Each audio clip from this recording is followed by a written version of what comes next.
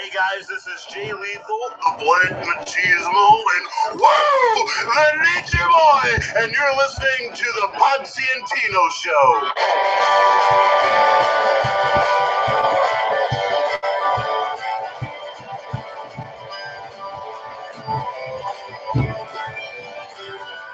Ladies and gentlemen, boys and girls, children of all ages, the Pots and Pans Network proudly brings to you its tag team champions of the world, the Road Dogg, Tino Gray. We are the world champions. The badass Rob Potsy Potchak. We are the old age outlaws. That's right. We are the Potsy and Tino Show. Our theme song, as always, is brought to you by Adam's House Cats, called the Wrestling Song. You can find him on Twitter at HootieFan91. You can find me on Twitter at Potchak. You can find the show on Twitter at Potsy and Tino. And of course, we've got a Facebook page that we asked everybody if they wanted to give us some questions. And Tino, I didn't see any questions come in, so I think we're just gonna wing it tonight, right? Yeah, I think that's a good idea. We've got a lot going on, I guess. I'm trying to think. I don't think I've had anything exciting happen. What? Nothing? Yeah. No, Nicole was sick, and now she's better. And then, I had a little cold and played shows. And we had she was supposed to actually be a guest star on this episode. Yeah, she was, until we started doing this at 11 o'clock at night, and she's got to be at work at 7 o'clock in the morning. That's true. Nicole trying to hang in there. So we are going to make sure that we get her on the show, because we want to talk about the Oxford comma, and we want to talk about the what was the other one? Apostrophe. Making sure people use their apostrophes properly. That's right. That's right. What grade is she? What grade is she teaching now? The 5th grade. She teaches 5th grade. So she is teaching 5th grade, and she posted a video on Facebook, folks. Nicole DiNardo Gray, and it is awesome. It's all about how she hates how people don't use their apostrophes properly. When sending out Christmas cards. It's so good. It's so good, folks. I'm like, honey, really? Yeah, well, you know what? We all have our vices. Yeah, that is a pet peeve of hers. Grammar is her jam.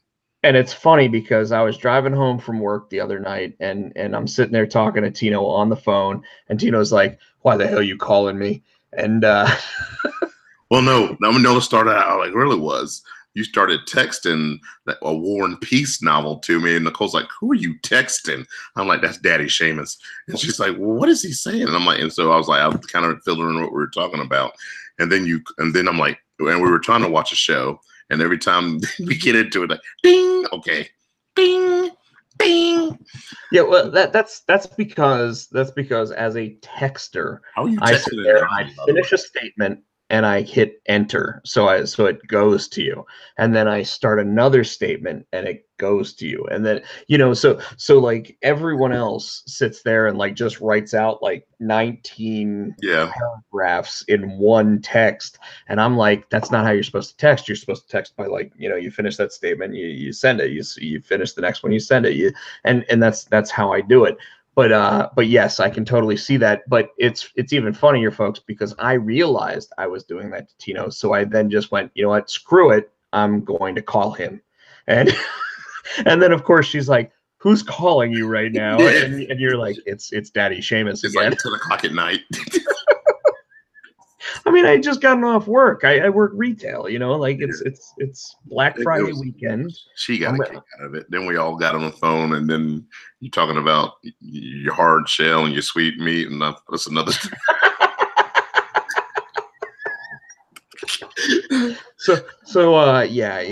I was talking about how like I have a hard exterior, like a Reese's peanut butter cup, and of course I have a very soft center, because I'm just super sensitive and everything.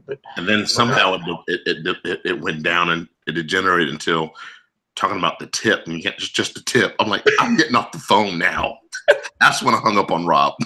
But he did not hang up, by the way. In fact, his wife wanted to hear more. But I did say, I said, this is where the call ends. You did say that, and then it didn't end. But so for those watching, for those listening, however you're getting your Potsy and Tino fill, I just want to go ahead and say that tonight, like every 6 months or so, Tino and I decide we are going to do an episode that is not kid friendly, not for all audiences, and we go ahead and we say we are R rated. We're rated R for superstars. Superstars. Yes, we're the rated R superstars, as you just saw Tino wearing his Potsy and Tino shirt. There you go. You got to say something. They don't see you on the camera if you don't say anything. They see me on. Oh, sorry. So yes, here's my Potsy and Tino shirt with the. I think at the time Rob designed this, it was the old Bullet Club logo. Bullet Club. Yeah, I'm tired. Sorry, I can't think. It was a Bullet Club. No, it's we're coming at you live. It's 10:50 at night on the 25th of November. After Tino's been off a couple days eating turkey and tryptophan and all that good stuff. That's exactly what's kicking in. Because so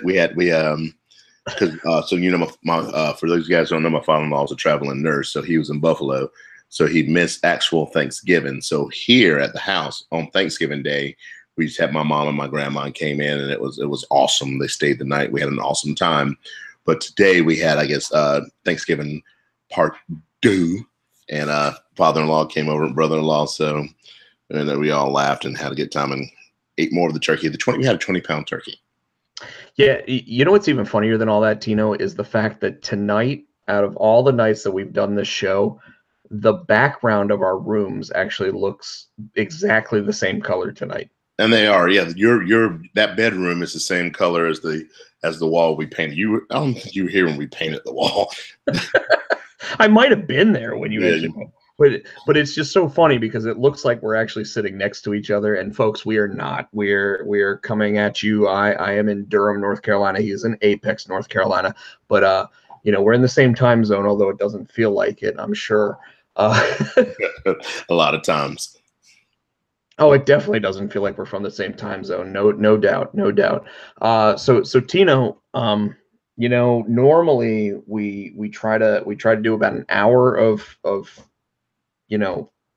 wrestling talk, and there's a shit ton going on in wrestling right now. I mean, like we've had heel turns, we've had face turns, we've had Ronda crying in the middle of a match. We've had like Alexa Bliss might not actually ever wrestle again at this rate. Who knows? We've got all this craziness going on, and yet all I want to talk about is like, what did you have for Thanksgiving dinner? Oh, dude, we had it. We had the 20-pound turkey. I'm trying to think of everything. We had the 20-pound turkey. Was that Matthew? The 20-pound turkey? No, he'd be a 100-pound turkey. Is he a jive ass turkey? He's a jive ass. He's a jive soul bro. I love it. So we had turkey. We had screaming casserole. We had sweet potato casserole. We had carrots. We had stuffing. We had mashed potatoes. We had I think that's it. And then of course we had rolls. Nicole made cranberries. I'm not big on cranberry sauce, but we had that. And then my mom was it like the can? No, she made it from scratch. She went actually bought cranberries and she makes it from scratch. I'm impressed. Yeah. And then of course my mom came and she knows I like sweet potato pie. Now, why this woman bought 4 pies, I'm like trying to here, take a pie home. We got sweet potato pie. Nicole made a homemade apple, blueberry, and I think blackberry pie. It was pretty tasty. And was it apple, blueberry, and blackberry all in one pie, or was it 3 different? No. Wow. You got any of that left? Yeah, we got a little piece of that left. Yeah, we got a little bit. You can check that out. That's pretty good. Put that in the freezer for me. I will. I'll put that in the freezer.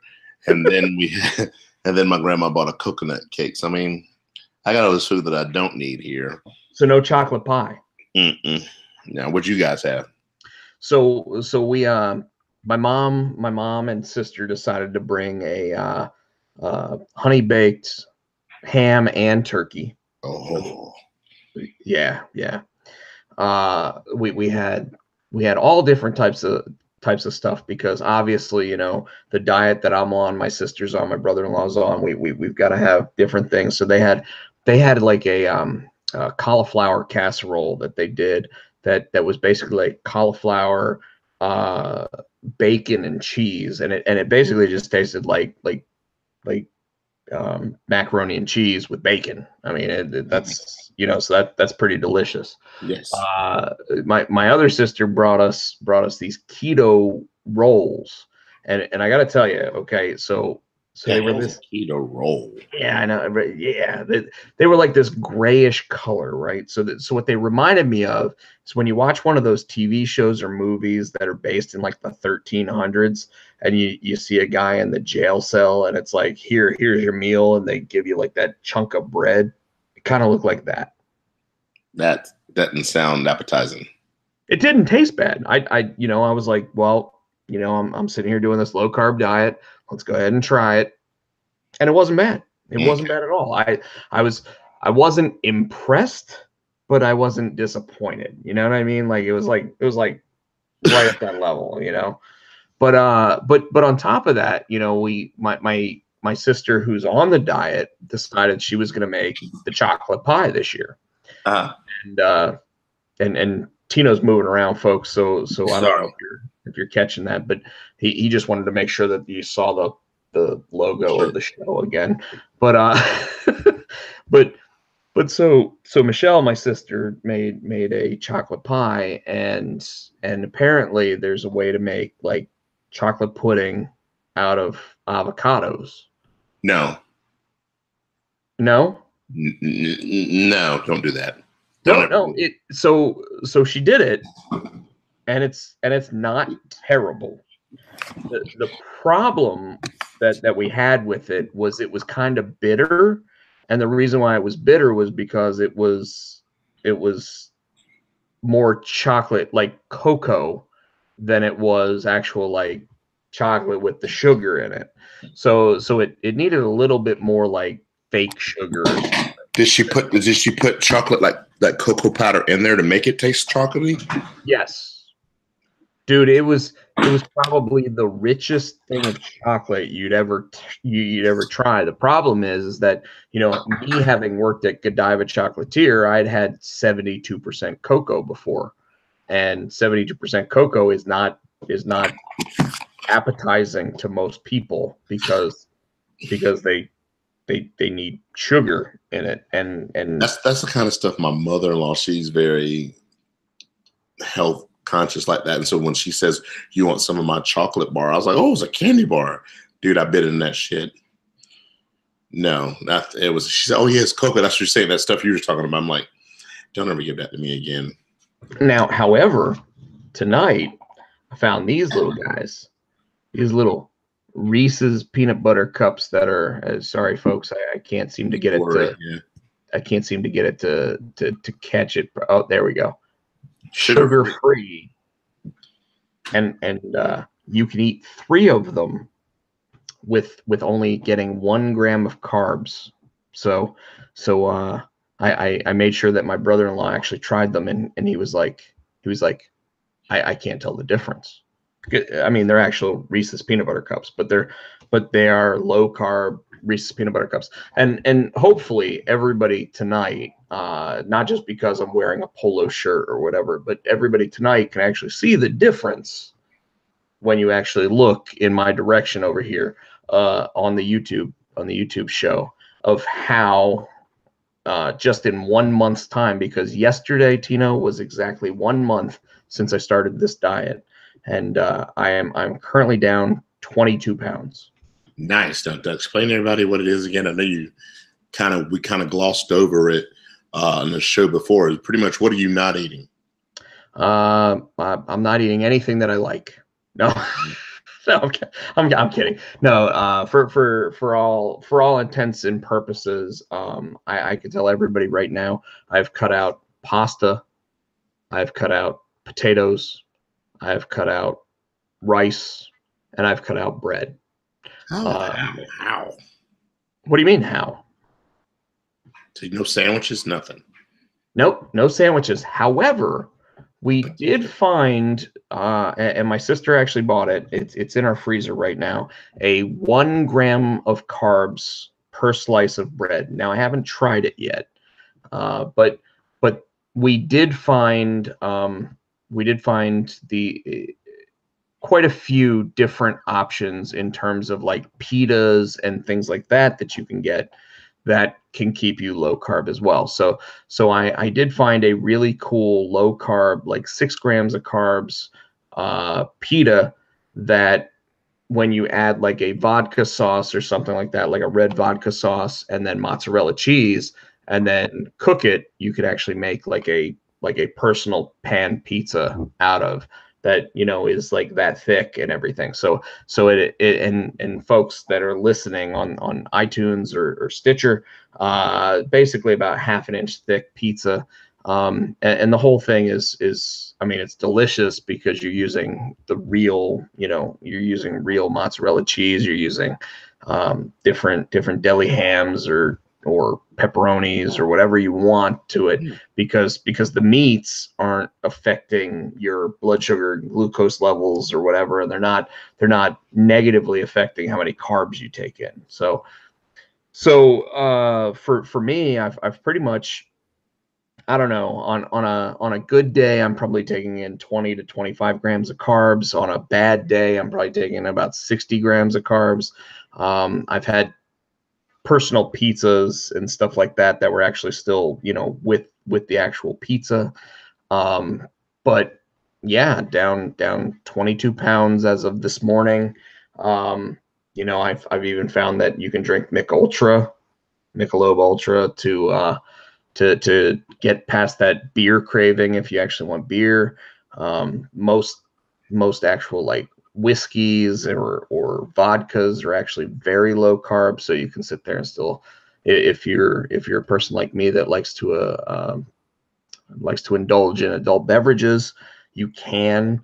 But we literally went through a list of all the lowest carb alcohol based beers and stuff, and Michelob Ultra is 2.6 grams of carbs while still being 4.2% alcohol per volume. So you actually get the most alcohol intake for the lowest amount of carbs that you can take in with Michelob Ultra. So we've turned to cat piss, basically, is what I've been told. Yeah. So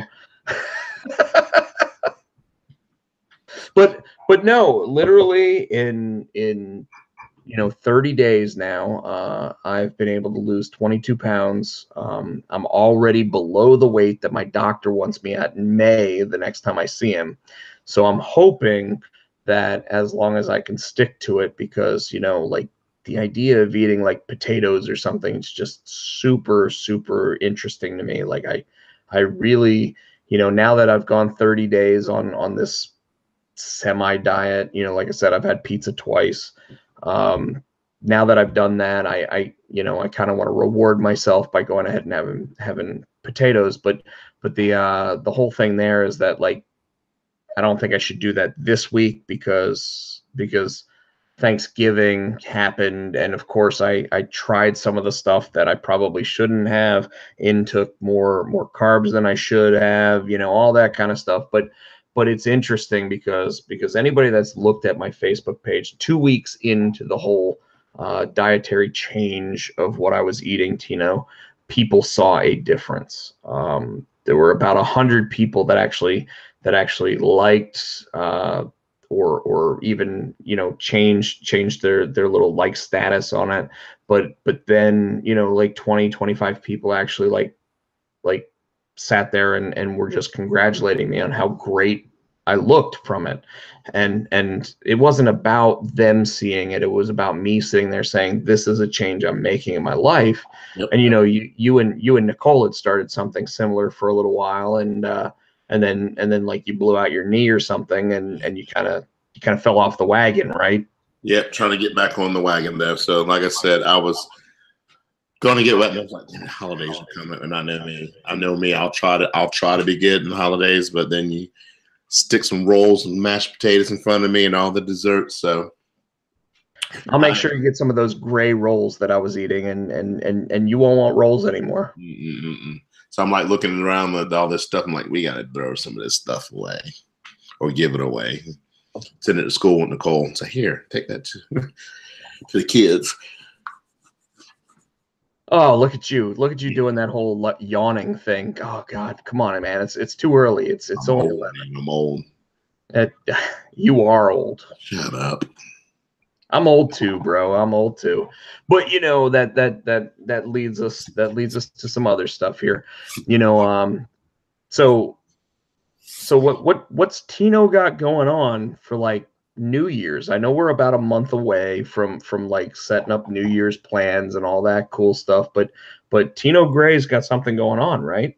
Tino Gray will be DJing on New Year's Eve at Doherty's in Apex. I believe I go 9 to 12 or 10 to 2, somewhere in there. But it will be rocking in the new year. I'll be DJing, spinning the wheels of steel. Something like I like doing. I like DJing and watching people watching people get drunk. That's my entertainment. So I'm entertaining them, and they don't know how much they're entertaining me. I think we've had this discussion. I think you've been in a couple shows where I don't think, and for everybody who's listening, or if you're watching on Facebook or on YouTube Live, let me explain to you. Just because I'm up there, especially when I'm up there doing my acoustic thing, I see and hear more than you think that I see and hear. I hear not on his birthday, folks. Not on his birthday. He doesn't. Not on my birthday. I don't think I knew my name on my birthday, but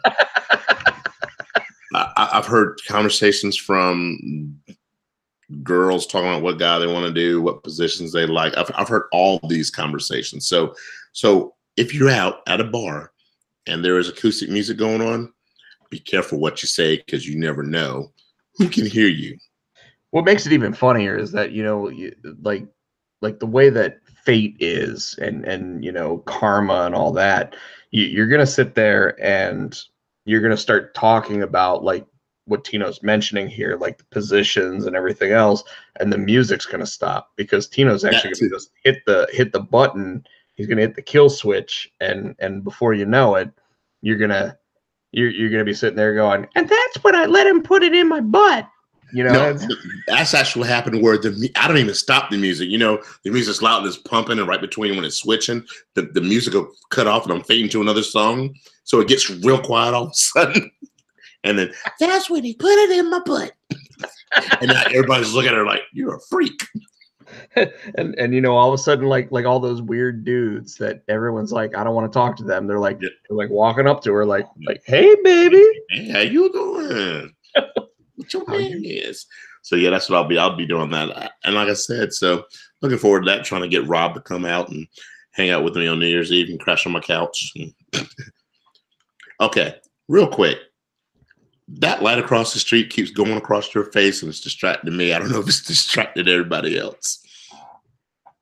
I tried to cover it up, man. Tell the people what's going on, because I know if I'm seeing it, they're seing it too. Nobody's trying to kill him.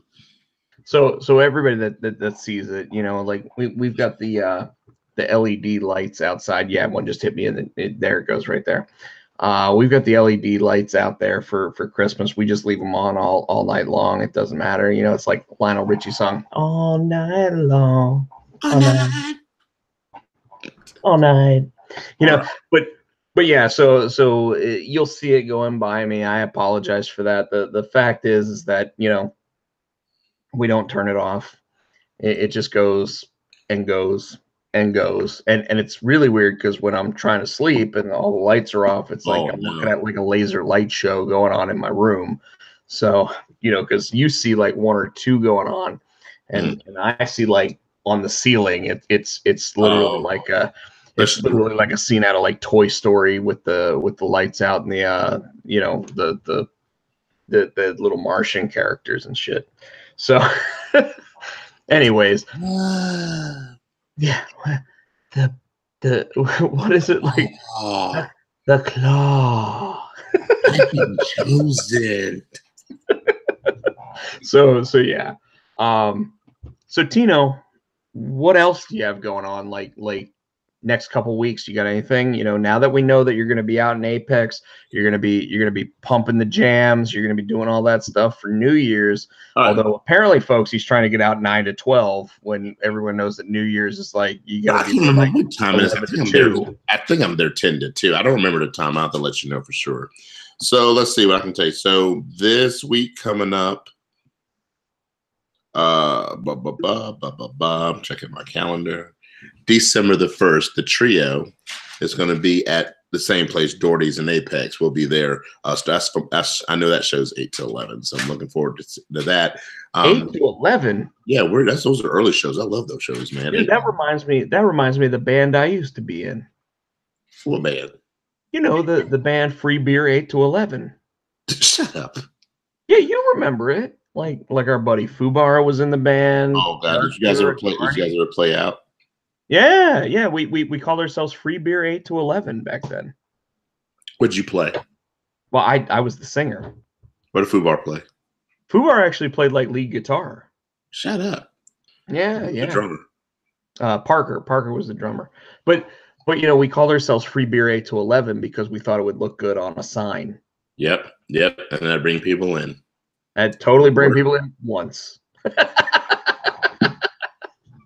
Where'd you guys play? In a dining room. A what? Dining room? We never got past the point where we were actually like ready to actually take a gig, Although at the place that we would have taken a gig, I do remember that one Tino Gray actually did have me come up and actually sing for him while he took a break. Was that at Arnie's? Oh yes, at Arnie's bar way back in the day. Forgot about that. Yeah. The only place that wouldn't get mad at you for not singing all the songs yourself.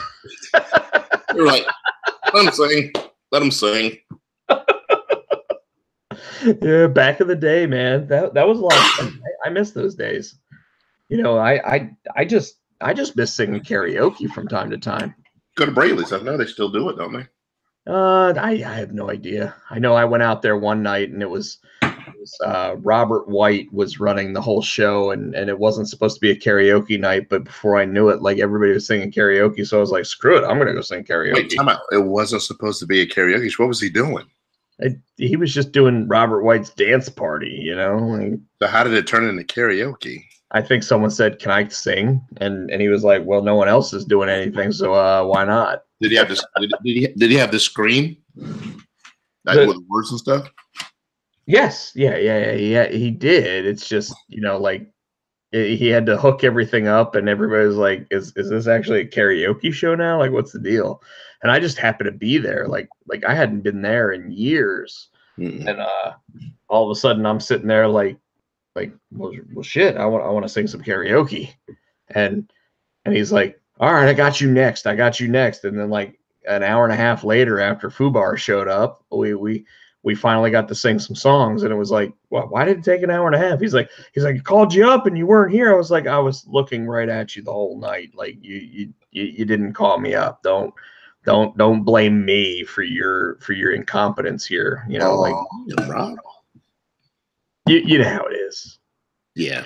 You got certain people that are really good at karaoke, and then you got other people that are like, well, we're not even supposed to be doing karaoke tonight, so just making up words and shit. Sometimes I miss running karaoke, but a lot of times I don't. Well, I've been trying to talk to the people in Morrisville about getting you in over there so that you could do a karaoke show once a week, so that you and I would get to hang out more often. Over where? Over at Ruckus. You're not gonna do karaoke at Ruckus. Oh, I think if I keep working at it, and I don't have the equipment. I don't have the karaoke. I have to get it. We could work it out. We can make it happen. Heck, I think Fubar's got all the equipment. Fubar. Could you imagine the three of us doing karaoke? That would be scary. Oh, it'd be awesome. It'd be awesome. Fubar wouldn't let anybody sing. He'd sing the whole time. Like, Fubar. Fubar, you only know 3 songs. Stop. Let other people sing. We're getting paid to let other people sing. Come on, Fubar. Exactly. Three. You know 3 songs. Shut up. You already did. So what songs do you know? I know he knows the Bad Touch. Yeah, he knows the Bad Touch. He knows he knows Little Red Corvette. Yep. And Dear Chasing Lane. That was it. That's the one he used to do all the time. Yeah. Exactly. I just remember Bad Touch. I'm like, I can't unsee that. You know, he knew all the Bloodhound Gang songs. Like he's that and you know, I can't remember. It was a ska band that he liked so much. Real Big Fish. Oh yeah, all the Real Big Fish songs. Like She's Got a Girlfriend Now. Fubar. So all right. So we've talked about you. Talk about you.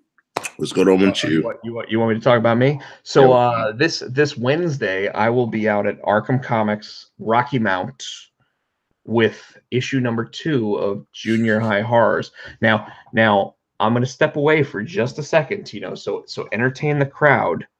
I'll be right back. All right. I have no idea where he went, but he's really excited about the Junior High Horrors. You guys make sure you go out to your local comic book stores and pick up. There he is, the Junior High Horrors. Which, by the way, I don't have any of the Junior High Horrors because he hadn't given me. I think that's probably my copy that he's. No, there's a bunch of. Look at all those copies. This is all of my copies right here. Junior High Horrors number 2. You can give me one. This right here, by the way, is my cover. This is the one I drew. This is the Lethal Weapon cover. It uses the logo font and everything of Lethal Weapon. That's awesome. Yeah, I'm pretty excited about this one. I can tell you right now, it looks like Junior High Horrors number 2 is going to sell out just as fast as Junior High Horrors number 1. I'm really excited about that information. Number 3, just so everyone knows, needs to be ordered this week by their local comic store to make sure they get a copy right now. Like if you know, it's probably too late to actually get anybody who's actually running a comic book store to order it for them, but hopefully they have all ordered their copies of Junior High Horrors number 3, which, by the way, is the specific issue that Robert Kirkman may have made the statement that our comic is awesome. Nice. Now those that don't know, Robert Kirkman is the creator of The Walking Dead, which is the most popular and famous Image comic of all time now.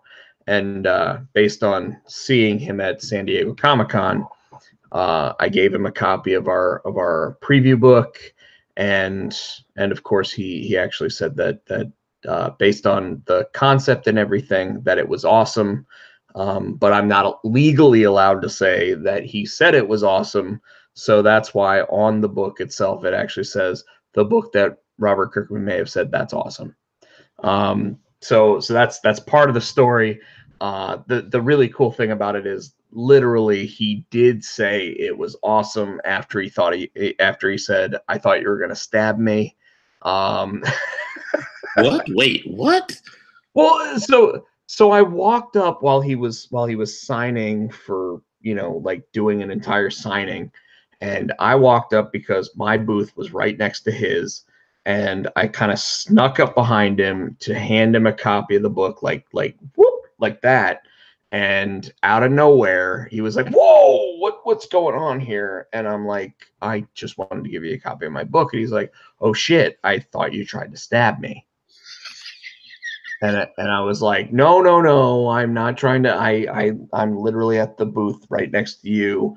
Wanted to give you a copy of my book because, you know, obviously you're pretty famous and would love to hear what you have to think about it." And he didn't get a chance to tell me what he thought about it, besides when he said, "Well, what's it about?" And I said, "Well, it takes all your favorite horror characters, takes those iconic character tropes and turns them into 12-year-old kids."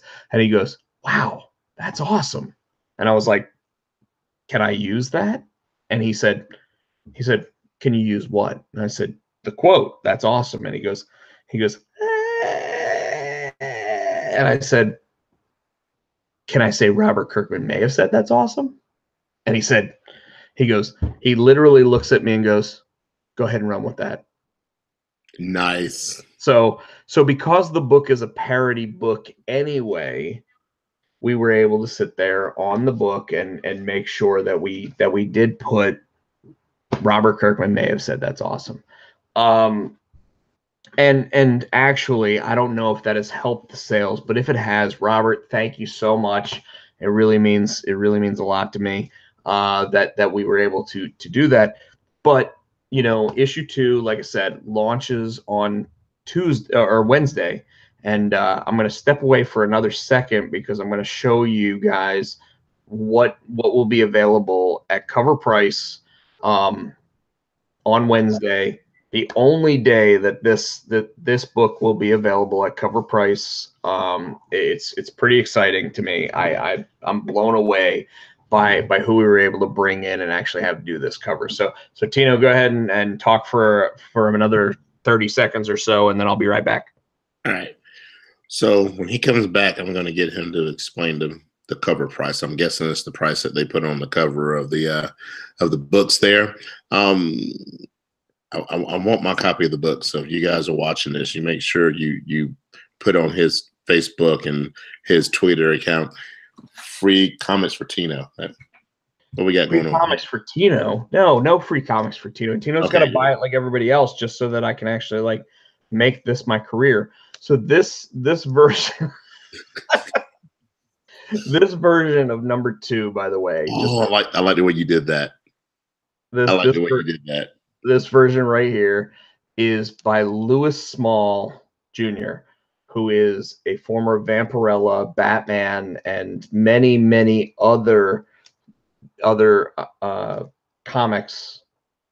He actually did this cover. This one is an Arkham Comics exclusive. You can see right there. Although, like I said, it's not gonna get in focus. But Arkham Comics in Rocky Mount and in Wilson, North Carolina. This one will be available at their shops. The only day, because there is only 100 copies of this of this version available. The only day you can get it for cover price of $4.99 is Wednesday at Arkham Comics. If you walk into the shop and say, "I want that book today, and I want it signed by the creators." So after that, what how much is it going to be? It's probably going to be $9.99. It's probably going to be $10 at that point. Oh, damn.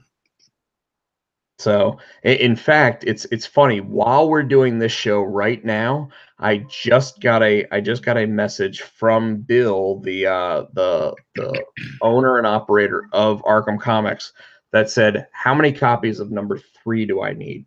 So my personal copies will be purchased through Arkham Comics, and I'll probably pay for them on Wednesday when I'm there.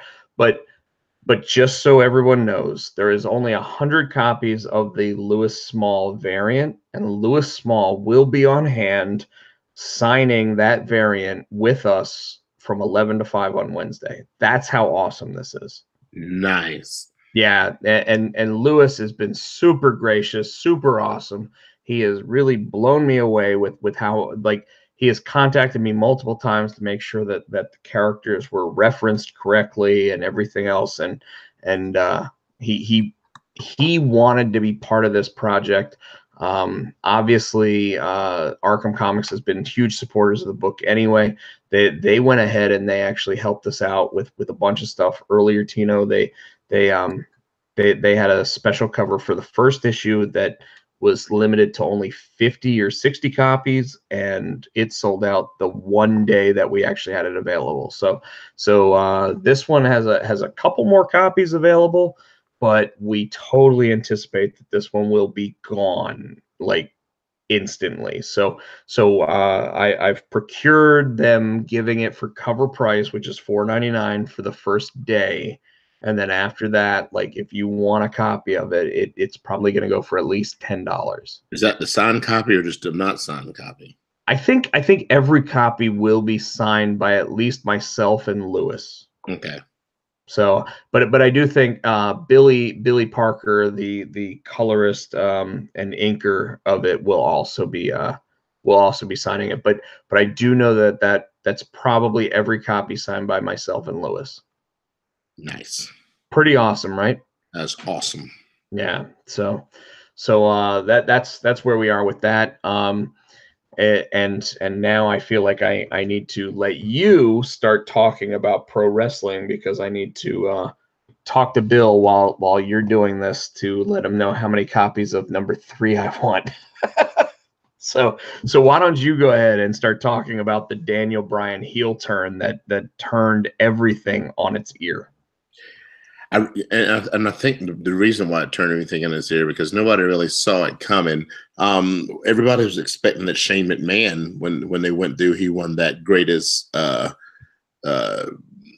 best in the world trophy. They thought that he was going to go heel, and then when he gave that match to Daniel Bryan for the title, excuse me, I was like, well, maybe that's just him doing a heel thing. I think at the end of the match, it was a good match. It was a better match than I thought it was going to be.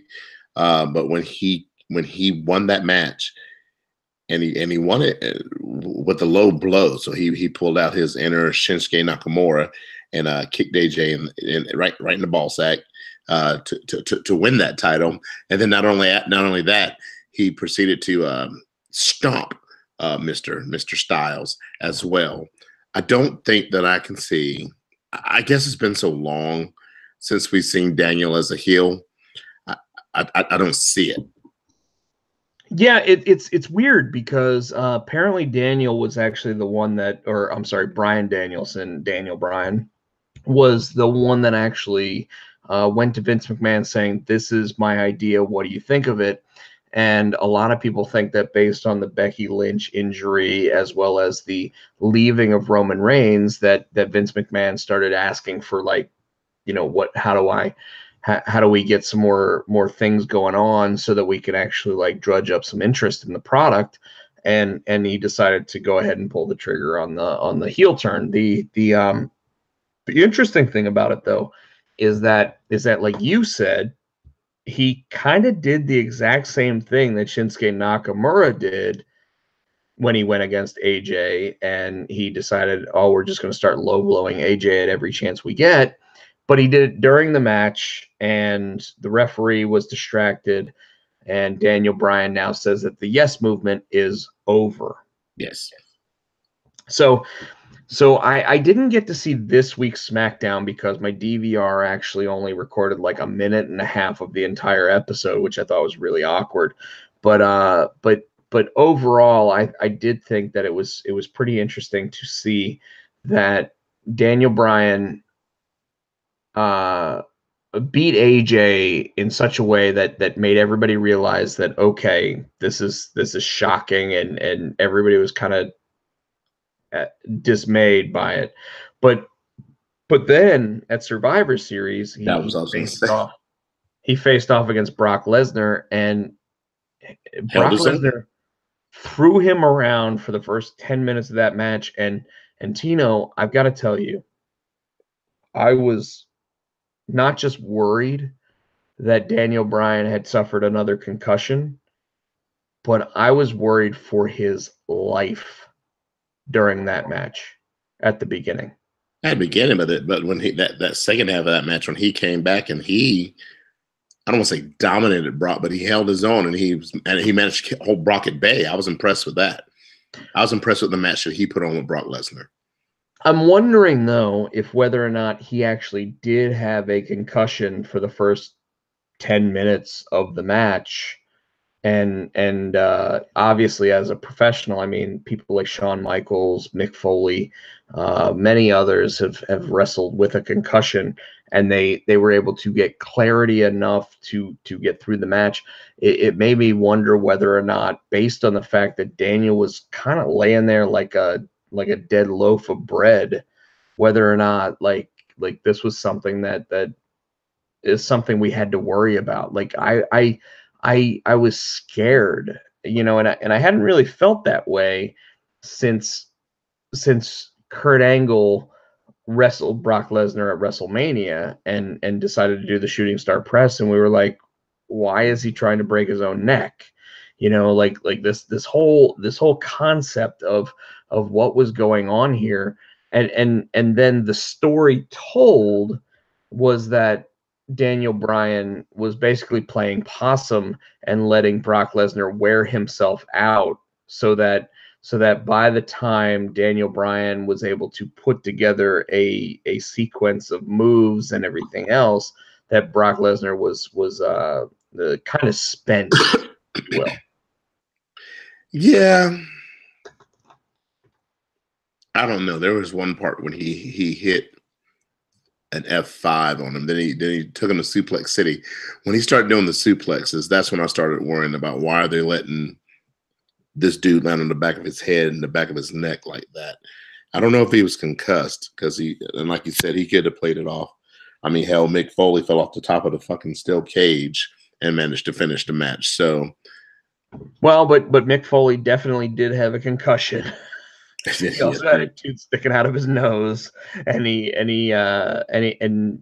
even said that if you watched the WWE Network 20 years later thing, that he had nothing in his legs when he climbed back up that cage the second time, and by the time he actually went down and got chokeslammed the second time, there was nothing left in his body. Like that's why he fell like a sack of bricks at that point. And based on like Daniel's whole movement and everything, I don't know if that's the way it was originally set to be or whatever, but Paul Heyman was like, holding his hand over his face, like something isn't right. And then, I mean, it took 10 minutes of that match time before he was able to sit there and put together any offense. But when he did, I mean, he hit Brock with a low blow, and then he went and kicked him in the head a couple times. And here's the interesting thing. Here's the most interesting part. That is the longest match that Brock Lesnar's had since WrestleMania 32 against The Undertaker.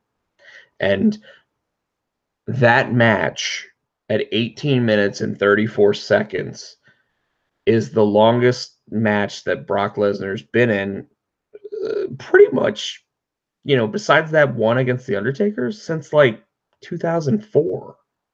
So when you think about it, like he put over Daniel Bryan better than almost anybody else in one match. And this is a guy that is known for not putting little guys over. This is a match against a guy that, like, Brock Lesnar, when they sat down and talked to him about it, probably sat there and said, I want nothing to do with this. But yet he sold. Like, Brock looked beat. Yes. After that match. And look, and he looked worried. And shocked and surprised that Daniel was able to put on that performance. Is Charlotte Flair a heel now? It's funny that you ask that, because you know what I think they're doing? I think because they can't get anybody to boo Becky. I don't think it's just that. I literally, Tino, I think that they're worried that Becky's not going to be back in time.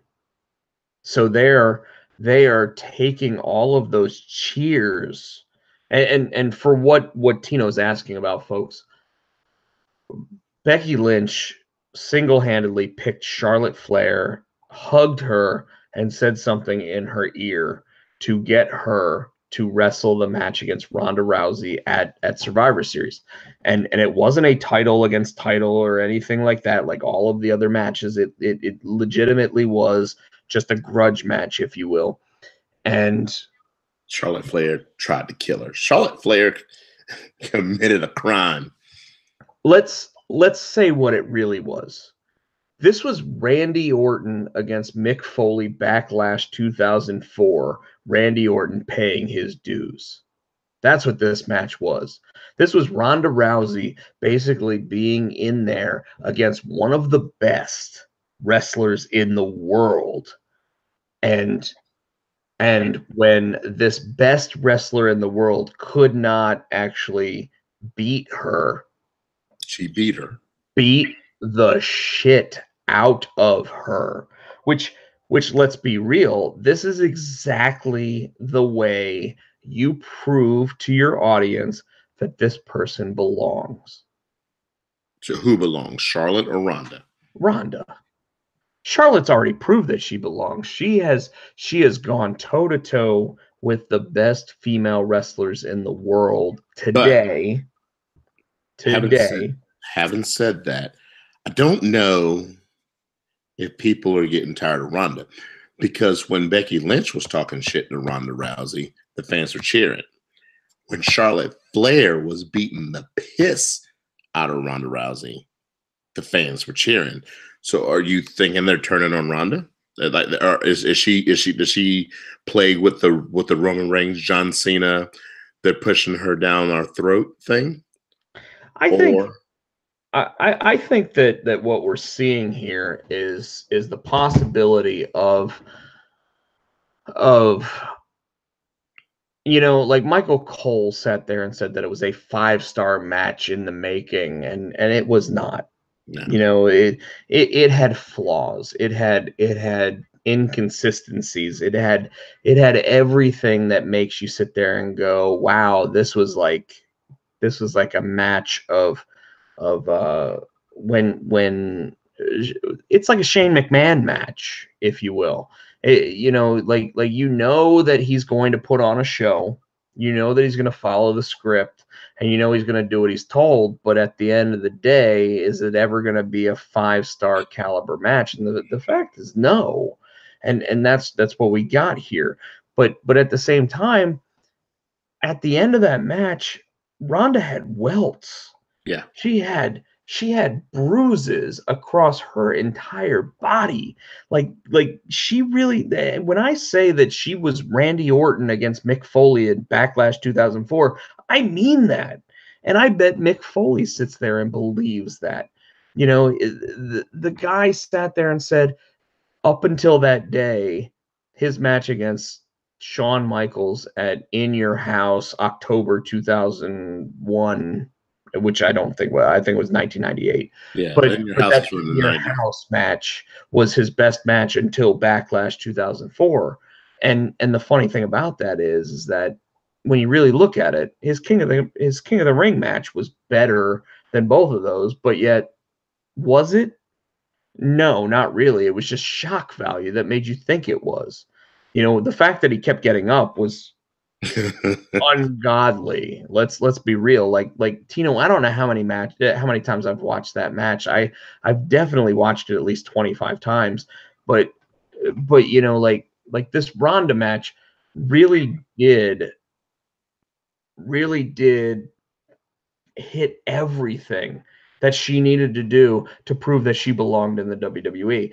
And she did it in a way that not everybody in the WWE's women's division has done. Carmella hasn't been hit by a kendo stick like that. Asuka hasn't been hit by a kendo stick like that. Like she basically sat there and said, treat me like a man and hit me like a man. Oh, and she did. And she got the shit beat out of her.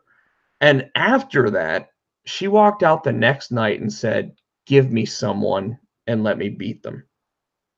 And Mickie James was ripe for the picking, I guess. But more than anything else, I was blown away. And I really do feel that like she did everything in her power to be there for that. Like she really did let herself become a wrestler for one real night.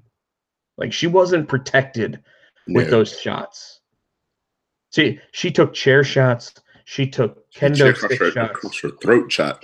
She put her head in that chair and stomped it. Yeah, I don't know how real that one ever is, but I mean, like when she walked up the ramp and they were booing her, She looked pissed. I thought it was about to be a heel turn for Ronda Rousey. I was, well, it was a heel turn for Charlotte. Charlotte was supposed to be the face, and she was doing this for Becky and blah blah blah. But they were cheering. But they were cheering, and it was funny because Ronda was like, "This is my house. I'm from LA," and of course, then they booed the shit out of her for it. But I think it was one of those moments where, like, even though Bray Wyatt's a bad guy, we cheer him because we know that he's going to put on a show. You know what I mean? Like, I feel like at some point people are going to realize Ronda's willing to do whatever it takes to get over, and not just get over, but get the women's division over and get it to where, like, she says, I wasn't just given this spot to be this popular. I was given this spot because I can get our entire division this popular. And I really think that what she did at Survivor Series proved that. And I posted that multiple times that she did. She paid her dues. Yes. So that, and I think the only other thing that I'm interested in is, and it's a two-part thing, is the Braun Strowman Baron Corbin match, but it's also, I was reading somewhere that your girlfriend might be taking over general manager duties at the TLC, which is my next question: is how bad is she hurt? I thought she was just concussed. I figured she'd be out for a couple of weeks. Well, here's the good news. Based on what everything is saying and everything is driven out there, is that Alexa Bliss is not in any danger of not being allowed to compete. So it's not going to be a Paige thing. It's not a Paige thing. Okay. Correct. However, it is taking longer for her to get over it. And at the same time, I think that my own personal opinion here, based on her size and her demeanor, if you will, she makes a better authority figure than she does a wrestler on a regular basis. At the same time, I think that allows her to have the WrestleMania match, but yet still be over with the crowd because she is better at talking than almost every other woman wrestler out there. So keep the heel authority figure going. I know at one time, like, she's about to go face. Because this is what I'm thinking, Tino. I'm thinking that what you're going to see is you may see Baron Corbin as the male authority figure, and Stephanie McMahon step in and give Alexa Bliss the female authority figure, so that way the women's division can have that female authority figure that can have that one match every 6 months or so. I just don't. Well, in order, and so there's my next question. In order for Baron to keep his job, he's got to beat Braun Strowman, and Braun Strowman loses, he doesn't get another shot at the title. I think that what we're going to see, because I don't think Braun Strowman's going to be ready to wrestle, considering now they're actually saying that he is having elbow surgery. I don't think he's going to be ready to wrestle at December, which means Baron Corbin will stand in the ring and get a 10 count, you know? And I think, just like I said when it came to Becky Lynch, where I feel that Becky Lynch should be coming out trying to get the Stone Cold Steve Austin pop of, I don't care if I'm not allowed to wrestle, you're going to sit there and you're going to recognize my ability to do what I need to here.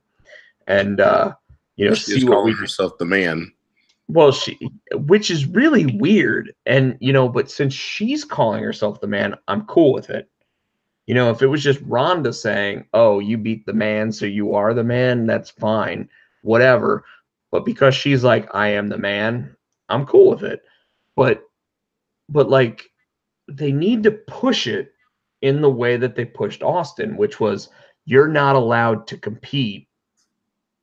So have her come out, drop people with the disarm her or the Bexplex, and just get that over with and get it over. You know what I mean? Like constantly drive that way of doing it, because people will buy her walking down to the ring during a Carmella versus Asuka match and just putting them both in suplexes and then arm bars.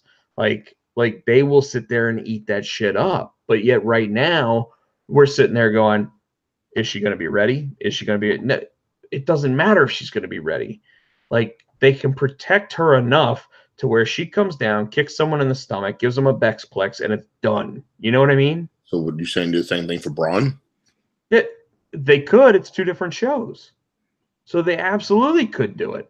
Like right now with Braun, like having Braun come out and them sit there and go, Braun, we know that your elbow isn't allowing you to compete. Like why in the hell would he not still sit there and come out and actually like choke slam everybody? Yeah. He's got another arm. You know what I mean? Yeah. Like the crowd will eat it up if he comes down and he goes, I appreciate the fact that you say I can't do it, but you're going to get these hands. You know? Yeah. Like we would eat it up. Every single one of us, we know where it's going. We will be blown away by it. But it doesn't matter. We would still sit there and be like, I need to get these hands t-shirt now. Yeah. You know, look at how Austin 316 actually took off. Did it take off at King of the Ring? No, because his very next match was against Savio Vega. He didn't face off against the WWE champion. It wasn't anything like that. It took 9 months. And 9 months later, after all of that was said and done, he lost to Bret Hart, bleeding out of his face. And it wasn't until Owen Hart almost broke his neck that Steve Austin turned the wrestling world on its fucking head. Because at that moment is when everybody sat there and said, he's going to stun Vince McMahon at Madison Square Garden in September. And when he stunned Vince McMahon, and Vince McMahon did the whole fish out of water. Did the shot of water. Yeah. When he did that, that's when Austin 316 took off. It wasn't before that. It wasn't even when he was cleared to wrestle. He wasn't cleared yet. It made you sit there and go, I have to watch this. And Vince McMahon knew that he had something. And right now with Becky Lynch, I would keep her off TV for a couple weeks, which it looks like is what they're doing. But when I would bring her back, I would have her come back and Paige sit there and be the one that's like, you're not allowed to wrestle. Don't even try. Don't even try to wrestle right now. You're not allowed to. And have Paige sit there and like I said, Paige is hurt. She can't take any. I get she can't take any neck injury stuff, right? But Mick Foley can't take a kick to the head, but CM Punk kicked him in the belly. Yeah. So put Paige in the disarmor. Yeah. Like, why not? You know, I really wish that they would let Becky Lynch use the Stone Cold Stunner, because I think that she's the quality candidate to take it and use it. You know, I think they're saving that for your boy when he gets back. KO. Yeah, KO. Absolutely. I think you're right. He totally used it against Roman multiple times. But if Becky were to do it on SmackDown, dude, if she sat there and kicked Paige in the belly and then gave her a stunner, what would that do? Break Paige's neck. It would not. But what would it do? It'd make everybody pop. That crowd up. You know, and Braun Strowman, exactly the same thing. Like I said, if he sits there and he's looking at Stephanie McMahon, and Stephanie McMahon's like, don't you even try to hit me, and blah, blah, blah. And then Vince McMahon comes out, and Vince McMahon at 71 years old sits there and says, don't you even try to hit my daughter, you know? And then Braun Strowman goes, if you keep it up, Vince, I don't care if my elbow's like all torn up. You're going to get these hands. That crowd is going to explode. Explode, yeah. Dude. Like there's not even a question. True that. You know, and we saw it when KO hit Vince McMahon with the headbutt. Oh God. The wrestling world exploded. But and I said I've called it since then. I think he's going to be the next Stone Cold, but that was before Becky. That was for Becky, so I don't know. It's up in the air now between KO and Becky. KO, when he comes back, they're going to bring him back as a babyface. Yeah. You know, and the real question is whether or not they're going to bring back Sami Zayn as a babyface, because I bet they both come back about the same time. I want them to bring him back as El Generico.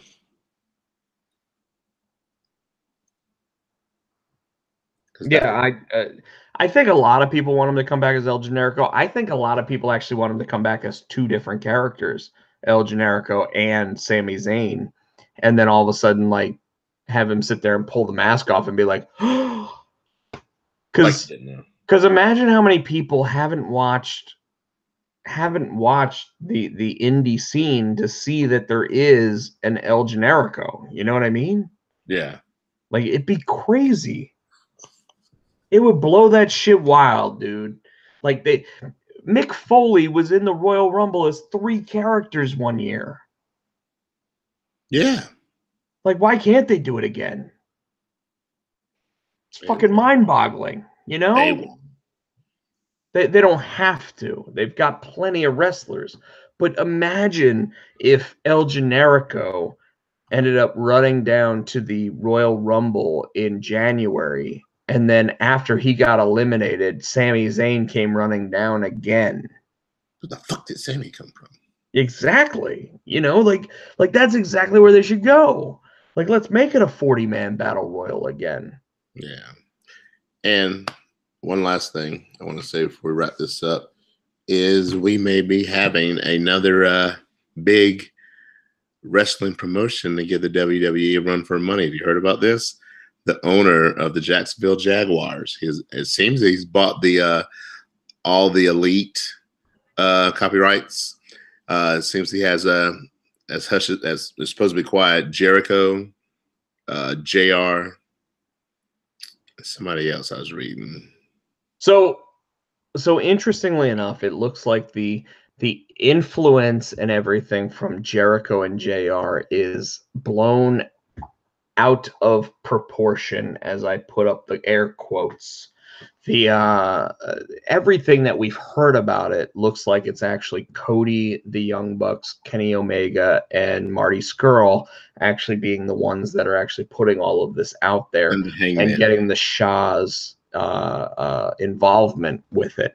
So the guy who owns the Jacksonville Jaguars and the address for his arena, looks like they are going to create what do they call it? I want to say it's All In Wrestling, but it's not All In. It's something else. But regardless of that, Jericho will probably be involved. Jim Ross will probably be involved. If Jericho's involved, I can't see it being without Vince McMahon's approval. So you're saying it's not going to be competition? No. I do think it's competition. I think that Vince McMahon thinks that competition is actually good to get his writers writing product that people want to watch. I think it's going to be WCW kind of competition, where if wrestlers aren't happy with WWE, they'll jump to this organization. You know how they had that back in the day. No, I think that it's going to be like Impact, where when Christian decided, okay, I'm not going anywhere, and I'm not main event caliber. I'm going to go and win the Impact Championship, and then come back and be the ECW champion. I think that's what we're looking at. However, if they wanted to make Tuesday Night Titans or whatever it's called into an actual TV show, I think that they're doing it at the right time when SmackDown looks like it's moving back to Friday nights for Fox, so that way Tuesday is actually open for a new promotion to actually have a legitimate chance at being successful, because without major name recognition day one, they have no chance. And I think that what you're saying is really funny talking about this, but then I also think that it's pretty funny when we talk about the fact that Lars Sullivan, who's supposedly going to SmackDown here shortly, also called all of the Ring of Honor guys vanilla midgets because he didn't think that they could actually beat anybody up. And when you look at Lars Sullivan, that guy's a legitimate beast. Yes. Whoop, whoop. She's dreaming. She's under the table sleeping, dreaming. She's dreaming. I think she's a Lars Sullivan fan. I think that's what we're hearing. So I think there's a lot going on, Tino. I think that. Sorry. No, you're fine. I think there's a lot going on with the wrestling industry. I think that knowing that Cody's last match is against Jay Lethal at Final Battle, I think that we obviously used the Jay Lethal entrance tonight for our show, but I think that Cody feels that the industry needs something different.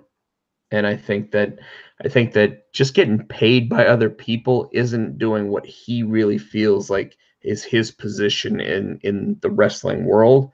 And I kind of agree with that. I was kind of thinking that what we would see is with this Fox deal, the WWE signing all these guys to major contracts, which apparently Fox doesn't even want them doing like a brand extension and a trade-off of characters at this point. They want who they've already signed, and probably bringing in some old people that are name recognition like Hulk Hogan or whatever to help improve the Fox branded name of SmackDown. But at the same time, it's really interesting because I could totally see this guy starting up a promotion just to get these guys a much better payday to go to the WWE and work on SmackDown. So like a training school, like an NXT or OVW, almost like an agent. Like he sits there and he says, I'm going to start my own because I own the Jacksonville Jaguars and I'm a billionaire. I can go ahead and go right into competition against Vince McMahon. And then Vince McMahon comes in and says, hey, instead of competing against you, how about we buy that out right now and we just go ahead and add you to SmackDown.